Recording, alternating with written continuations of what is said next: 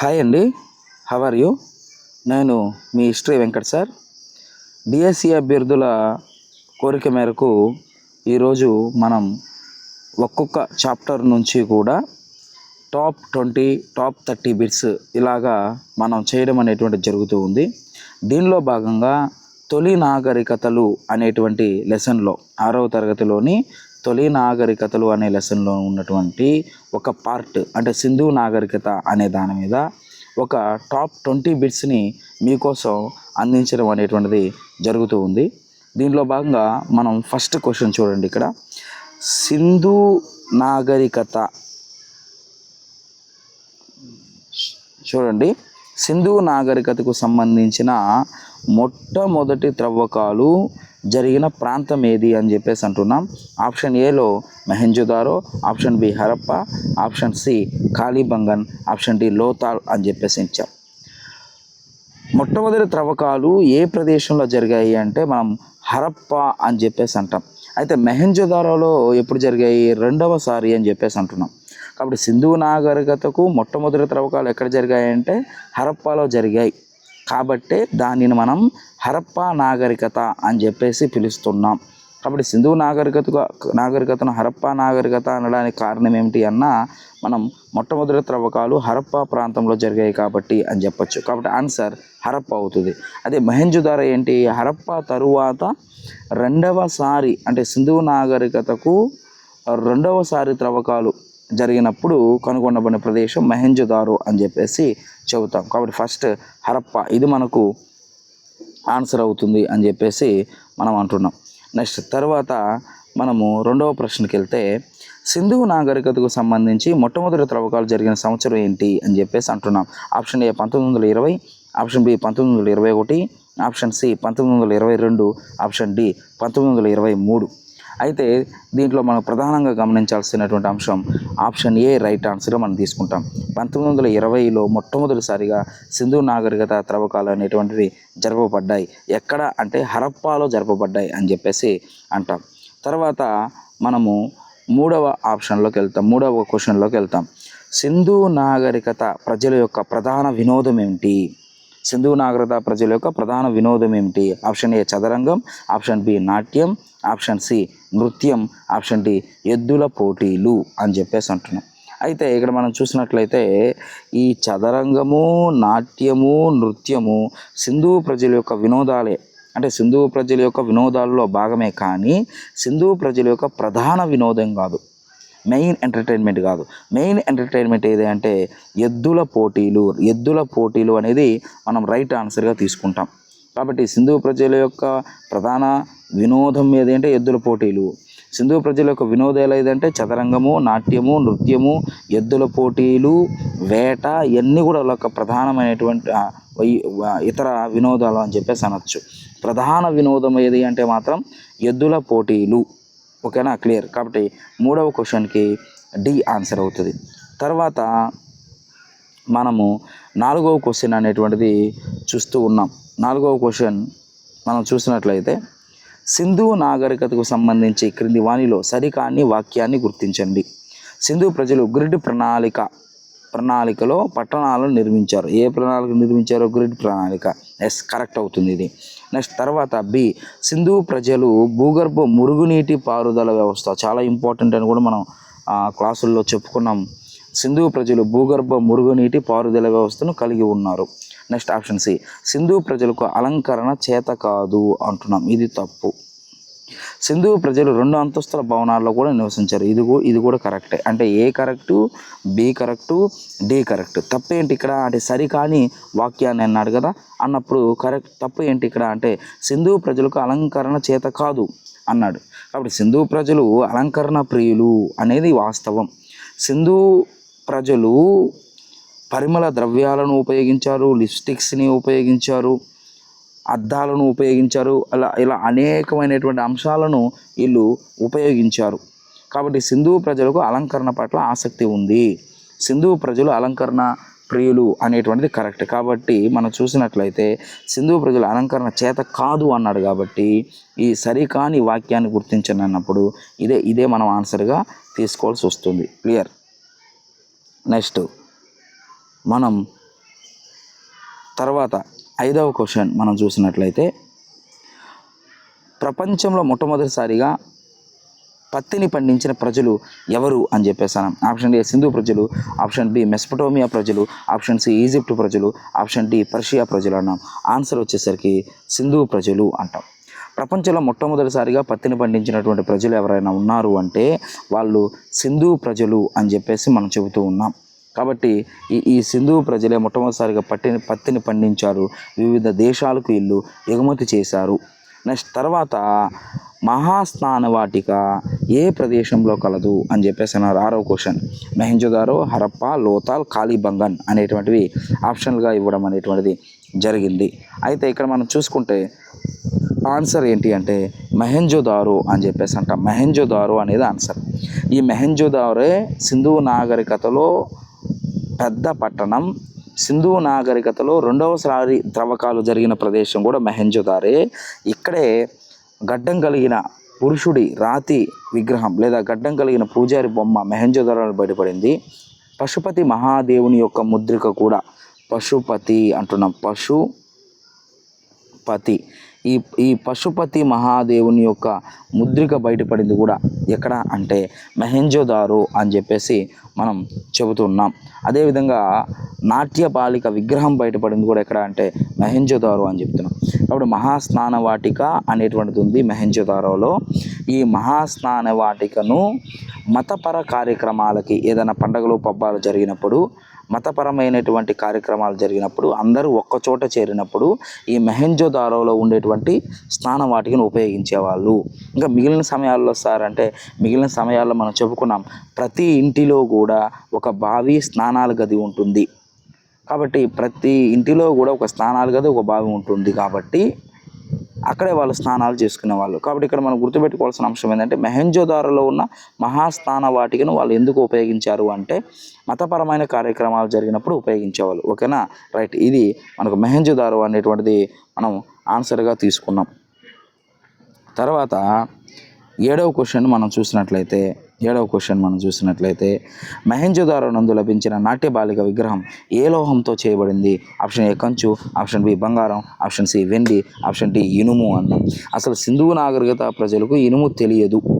ఇనుము అనేది ఫస్ట్ వచ్చింది ఎప్పుడు అంటే ఆర్యుల కాలంలో.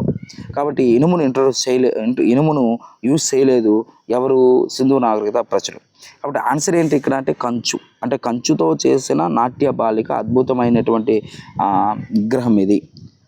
ఈ నాట్య బాలిక విగ్రహము కంచుతో చేయబడింది. ఓకేనా, క్లియర్. కాబట్టి ఆన్సర్ కంచు. నెక్స్ట్ తర్వాత మనం చూసినట్లయితే 8వ క్వశ్చన్ మనం చూస్తాం. సింధు ప్రజల ప్రధాన పురుష దైవం option A Pashupati, option B విష్ణువు, option C Brahma, option D పైవారందరూ అని చెప్పేసి అంటున్నారు. మనం ఎక్కువగా పైవారందరూ అన్నప్పుడు మనం టెంప్ట్ అవుతాం అన్నమాట. కాబట్టి పైవారందరూ అన్నప్పుడు కొంచెం జాగ్రత్తగా ఆలోచించి ఆన్సర్ చేయండి. కాబట్టి సింధు ప్రజల ప్రధాన పురుష దైవం ఎవరు అంటే పశుపతి అని చెప్తాం. అసలు విష్ణువు బ్రహ్మ ఆరాధన మనకు సింధు ప్రజల కాలంలో లేదు. కాబట్టి ఇక్కడ సింధు ప్రజల ప్రధాన పురుష దైవం ఏంటి అంటే పశుపతి అని చెప్పేసి మనం ఆన్సర్ చేయాలి. సింధు ప్రజల ప్రధాన దైవం అంటే అమ్మ తల్లి అనేటువంటి ఆమె సింధు ప్రజల ప్రధాన దైవం అని చెప్పేసి మనం చెబుతున్నాం. సింధు ప్రజల ప్రధాన పురుష దైవం ఎవరంటే పశుపతి అనేటువంటి అంశాన్ని మనం గుర్తుపెట్టుకోవాలి. ఓకేనా, నెక్స్ట్ తర్వాత 9వ క్వశ్చన్ మనం చూసినట్లయితే సింధు ప్రజలకు సంబంధించిన ప్రధాన దేవత అమ్మ తల్లి విగ్రహాలు దేనితో తయారు చేయబడ్డాయి అంటే సింధు ప్రజలకు సంబంధించిన ప్రధాన దేవత అమ్మ తల్లి. ఈ అమ్మ తల్లి విగ్రహాలు దేనితో తయారు చేయబడ్డాయి అంటున్నాడు.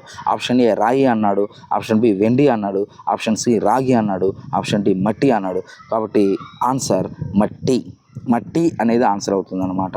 అంటే ఎక్కువగా మట్టితో తయారు చేయబడ్డాయి. మనం ఎలా చదువుతామంటే స్టూడెంట్స్ బాగా గమనించండి. సింధు ప్రజల ప్రధాన దైవం అమ్మ తల్లి, సింధు ప్రజల ప్రధాన దైవం అమ్మ తల్లి అని చదువుతాం. కాకపోతే ఇక్కడ ఏమడుగుతాడు వాడు, దేనితో తయారు చేయబడ్డాయి ఎక్కువ విగ్రహాలు అంటే మనకు ముఖ్యంగా మట్టితోనే తయారు చేయబడ్డాయి. ఇది మనకు గుర్తుపెట్టుకోవాల్సింది. ముఖ్యంగా మనం ఈ వీడియోని ఈ యొక్క ఆ అంశాన్ని ఈ టాప్ 20 బిట్స్ని దేనికోసం చేస్తున్నామయ్యా అంటే డిఎస్సి అభ్యర్థులను దృష్టిలో పెట్టుకొని చేస్తున్నాం. ముఖ్యంగా ఇది ఎవరికి ఉపయోగపడదా అంటే ఉపయోగపడుతుంది. ఎవరికి ఉపయోగపడుతుంది? కానిస్టేబుల్ పిల్లలకి కొంతవరకు, ఎస్ఎస్సి పిల్లలకు కొంతవరకు ఉపయోగపడుతుంది. కానీ పూర్తిగా ఇది డిఎస్సికి సంబంధించిన అంశము. ఇది అభ్యర్థులు గమనించాలి. నెక్స్ట్ తర్వాత క్వశ్చన్ 10. ఈ 10వ క్వశ్చన్ మనం చూసినట్లయితే సింధు నాగరికత పతనానికి కారణాలు ఏమిటి? సింధు నాగరికత పతనానికి కారణాలు ఏంటి? సింధు నాగరికత అనేటువంటిది క్రీస్తు పూర్వం 2500 నుంచి 1700 వరకు ఉండేది. అయితే ఈ 1700 తర్వాత సింధు నాగరికత అనేటువంటిది కనుమరుగైంది. దానికి కారణాలు ఏంటి అంటే ఆప్షన్ ఏ ఆర్యుల దండయాత్ర, ఆప్షన్ బి వరదలు, ఆప్షన్ సి నదులు ఎండిపోవడం అంటున్నాడు. అప్పుడు పైవన్నీ కరెక్ట్ అని చెప్పాలి. అంటే సింధు నాగరికత పతనానికి ఒక్కదాన్నే మనం కారణంగా చెప్పలేము.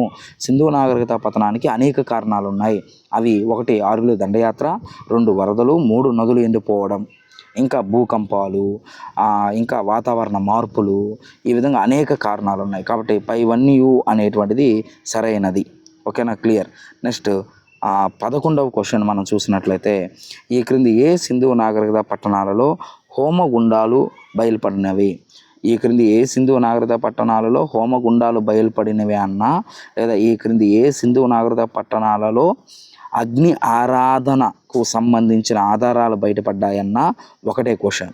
కాబట్టి దీనికి ఆన్సర్స్ మనం చూసినట్లయితే ఆప్షన్స్ చూడండి. First A Kalibangan, B Lothal, C Mohenjodaro, D Manda అని చెప్పేసి అంటున్నాం. అయితే ఇక్కడ అభ్యర్థులు గుర్తుపెట్టుకోవాల్సింది కాళీబంగన్ మరియు లోతాల్, ఈ రెండిటిలోనూ ఈ హోమగుండాలు అనేటువంటివి బయటపడ్డాయి. అప్పుడు ఆన్సర్ మనకేమవుతుందంటే ఏ మరియు బి.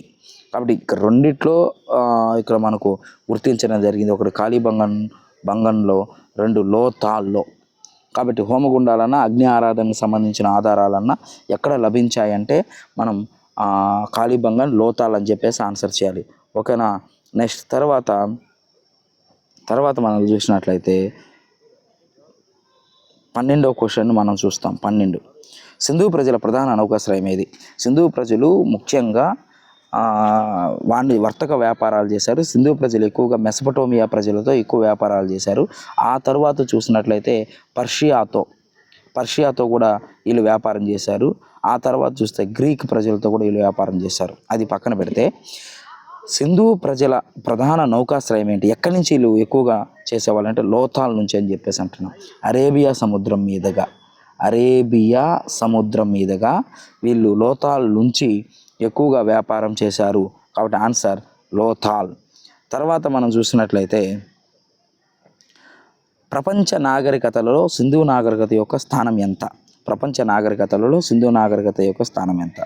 అయితే ప్రపంచంలో మొట్టమొదటి నాగరికత ఏది అంటే మెసపటోమియా నాగరికత. ప్రపంచంలో 2వ నాగరికత ఏది అంటే ఈజిప్ట్ నాగరికత. ప్రపంచంలో 3వ నాగరికత ఏది అంటే సింధు నాగరికత. ప్రపంచంలో 4వ నాగరికత ఏది అంటే చైనా నాగరికత. కాబట్టి ప్రపంచ నాగరికతలో సింధు నాగరికత స్థానం ఎంత? 3 అని చెప్పేసి అంటాం. 3 ఇది ఆన్సర్ అన్నమాట. తర్వాత 14వ క్వశ్చన్ మనం చూసినట్లయితే సింధు ప్రజలు పూజించిన వృక్షం ఏమిటి అంటున్నాం. వృక్షం. ఇప్పుడు సింధు ప్రజలు ప్రధానంగా 2 వృక్షాలను పూజించారు. ఒకటి రావి చెట్టు, 2 వేప చెట్టు. ఈ రెండింటినీ పూజించారు సింధు ప్రజలు. కానీ ఆప్షన్ ఏ రావి చెట్టు అంటున్నాడు, ఆప్షన్ బి వేప చెట్టు అంటున్నాడు, ఆప్షన్ సి చింత చెట్టు అంటున్నాడు, ఆప్షన్ డి మర్రి చెట్టు అంటున్నాడు. కాబట్టి ఈ 4 ఆప్షన్లో మనం దేన్ని తీసుకోవాలి? ఇప్పుడు 4 ఇచ్చినప్పుడు ఇప్పుడు రావి చెట్టును పూజించారు, వేప చెట్టును పూజించారు కదా సార్ అంటే ఒకే ఆప్షన్ మనకి ఇచ్చినప్పుడు ఇప్పుడు ఈ రెండిట్లో అంటే ఏలో కానీ బిలో కానీ ఈ రెండిట్లో ఒక ఆప్షన్ మనం ఎంచుకోవాల్సి వచ్చినప్పుడు మనం రావి చెట్టుని ఆన్సర్ తీసుకోవాలి. అట్లా కాకుండా ఏ మరియు బి అని ఉంటే రెండింటినీ ఆన్సర్ తీసుకుంటాం. అయితే ఇప్పుడు అడిగిన క్వశ్చన్కి ఆన్సర్ ఏంటంటే రావి చెట్టు. క్లియర్. తర్వాత మనము 15వ క్వశ్చన్ని మనం చూస్తాం. 15వ క్వశ్చన్ ఒకసారి చూడండి. హోరియోగ్లైఫిక్ అనేది ఎవరి యొక్క లిపి? హోరియోగ్లైఫిక్ అనేటువంటిది option D Mesopotamia, option B Egypt, option C Sindhu, option D China అంటున్నాం. కాబట్టి హోరియోగ్లైఫిక్ అనేది ఎవరి యొక్క లిపి అంటే ఈజిప్ట్ యొక్క లిపి అని చెప్పాలి. మెసపటోమియా లిపి ఏది అంటే క్యూనిఫామ్ అంటాం. క్యూనిఫామ్ నేను చెప్పా మీకు క్లాసుల్లో కూడా మన స్టూడెంట్స్కి చెప్పాను. ఏం చెప్పాను? యూనిఫామ్ అని గుర్తుపెట్టుకోండి, చాలా ఇంపార్టెంటు అని చెప్పేసి కూడా చెప్పాను. కాబట్టి మెస్పటోమియా యొక్క లిపి క్యూనిఫామ్, ఈజిప్ట్ యొక్క లిపి హోరియోగ్లైఫిక్, సింధు యొక్క లిపి మనకు బొమ్మల లిపి అవుతుంది. చైనా యొక్క లిపి మ్యాండరస్ అని చెప్పేసి మనం చెప్పుకున్నాం. కాబట్టి ప్రధానంగా ఇది ఇప్పుడు ఈజిప్ట్ అని చెప్పేది ఆన్సర్. తర్వాత మనం 16వ క్వశ్చన్ని చూస్తాం. ఈ క్రింది వానిలో ఒక రాష్ట్రం నందు సింధు నాగరికత అవశేషాలు లభ్యం కాలేదు. అంటే సింధు నాగరికతకు సంబంధించి త్రవ్వకాలు ఎక్కడైతే జరిగాయి అక్కడే లభిస్తాయి అవశేషాలు కూడా. కాబట్టి సింధు నాగరికతకు సంబంధించిన త్రవ్వకాలు ఎక్కడెక్కడ జరిపారు? ఎగ్జాంపుల్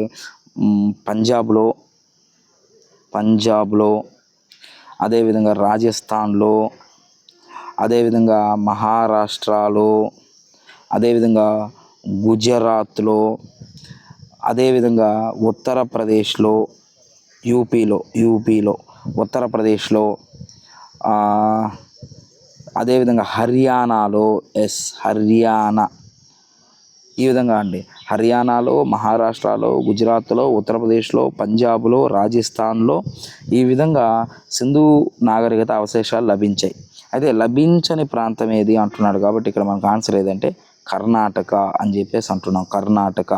కాబట్టి ఈ యొక్క అంశాన్ని మనం గుర్తుపెట్టుకునే దానికి ప్రయత్నించండి. తర్వాత మనం 17వ క్వశ్చన్ని చూస్తాం. 17వ క్వశ్చన్, సింధు ప్రజల లిపి ఏంటి? సింధు ప్రజల లిపి ఏదంటే బొమ్మల లిపి. సింధు ప్రజల లిపిని మనం బొమ్మల లిపి అంటున్నాం. దీన్ని ఇంతవరకు ఎవరు కూడా చదవలేకపోతున్నారు. ఈ అంశాన్ని గుర్తుపెట్టుకోండి. నెక్స్ట్ 18, సింధు నాగరికత ఆర్యుల దండయాత్ర వలన అంతమైంది అనే సిద్ధాంతాన్ని వ్యతిరేకించిన వ్యక్తి ఎవరు అంటే మనం ఆన్సర్ చేయాల్సింది మార్టిమన్ వీలర్ అని చెప్పాలి. ఇక్కడ ఒక చిన్న అలిగేషన్ ఒకటి ఉంది. ఏంటంటే సింధు నాగరికత ఆర్యుల దండయాత్ర వలన పతనమైంది అని చెప్పిన వ్యక్తులలో మార్టిమన్ వీలర్ కూడా ఒకడు. కానీ మనకు డిఎస్సి అభ్యర్థుల యొక్క పుస్తకాలలో అంటే అకాడమిక్ బుక్కుల్లో ఇదే విధంగా క్వశ్చన్ని ఫామ్ చేస్తున్నారు. కాబట్టి ఇప్పుడు మనం దీనికి క్వశ్చన్ ఏంటి అంటే దీనికి ఆన్సర్ ఏంటి అంటే మార్టిమన్ వీలర్ని మనం తీసుకోవాలి. సింధు నాగరికత ఆర్యుల దండయాత్ర వలన అంతమైంది అనే సిద్ధాంతాన్ని వ్యతిరేకించిన వ్యక్తి ఎవరంటే మార్టిమన్ వీలర్ అని చెప్పేసి మనం ఆన్సర్ చేయాలి. నెక్స్ట్ తర్వాత మనం చూసినట్లయితే 19వ క్వశ్చన్ చూడండి. ఈ క్రింది వానిలో ఏ సింధు నాగరికత పట్టణంలో కార్మిక నివాస భవనాలు బయలుపడినవి? హరప్ప, మెహంజోదారో, దైమాబాద్, అలంగీర్పూర్. దీనికి ఆన్సర్ హరప్ప అని చెప్పేసి అనాలి. హరప్ప ప్రాంతంలోనే మనకు కార్మిక నివాస భవనాలు లభించాయి. అదేవిధంగా 6 ధాన్యాగారాలు కూడా మనకు హరప్ప ప్రాంతంలోనే లభించాయి. కాబట్టి మనం గుర్తుపెట్టుకోవాల్సిన అంశం హరప్ప ఇది ఆన్సర్ అవుతుంది. ఓకేనా, క్లియర్. నెక్స్ట్ 20వ క్వశ్చన్ మనం చూసినట్లయితే ఏ ప్రాంతాల మధ్య రైల్వే లైన్లు వేస్తున్నప్పుడు 5000 సంవత్సరాల నాటి రాళ్లను గుర్తించడం జరిగింది అంటే option A Karachi to Lahore, Karachi to Sindhu, Alamgirpur to Daimabad, Kalibangan to Daimabad అన్నాడు. ఇప్పుడు ఫస్ట్ ఆప్షన్ ఏనే మనకు ఆన్సర్గా తీసుకుంటాం. కరాచీ టు లాహోర్ అనేది మనకు ఆన్సర్గా తీసుకోవాలన్నమాట. ఇప్పుడు ఇక్కడ రైల్వే లైన్లు వేస్తున్నప్పుడు ఈ 5000 సంవత్సరాల కాలం నాటి రాళ్లను గుర్తించడం అనేటువంటిది జరిగింది. ఓకేనా ఫ్రెండ్స్, ఇది మనకు సింధు నాగరికతకు సంబంధించి టాప్ 20 బిట్స్గా మనం చెబుతున్నాం అన్నమాట. కాబట్టి ఈ బిట్స్ని కూడా మీరు ఒకసారి ఎక్కువగా ప్రాక్టీస్ చేయండి. ఇలా ప్రాక్టీస్ చేసినప్పుడే మీకు ఎక్కువగా అంటే ప్రాక్టీస్ ఎక్కువగా ఎప్పుడైతే చేస్తామో అప్పుడే మనము పర్ఫెక్ట్గా ఆ ఎగ్జామినేషన్కి వెళ్ళగలం, పర్ఫెక్ట్గా ఆన్సర్ చేయగలం. కాబట్టి స్టూడెంట్స్ అండ్ ఫ్రెండ్స్, మీరు ఖచ్చితంగా ఈ బిట్స్ని ఆన్సర్ చేయండి. మీ యొక్క ప్రతిభ ఎంత ఉంది అనే విషయం మనకు అర్థమవుతుంది. ఓకేనా, కాబట్టి ఈ వీడియోని అందరూ కూడా లైక్ చేయండి, షేర్ చేయండి, సబ్స్క్రైబ్ చేయండి. ఖచ్చితంగా ఛానల్ అయితే మాత్రం సబ్స్క్రైబ్ చేసుకోవడం మర్చిపోవద్దు. ఓకేనా, ఉంటాను. నేను మీ హిస్టరీ వెంకట్ సార్.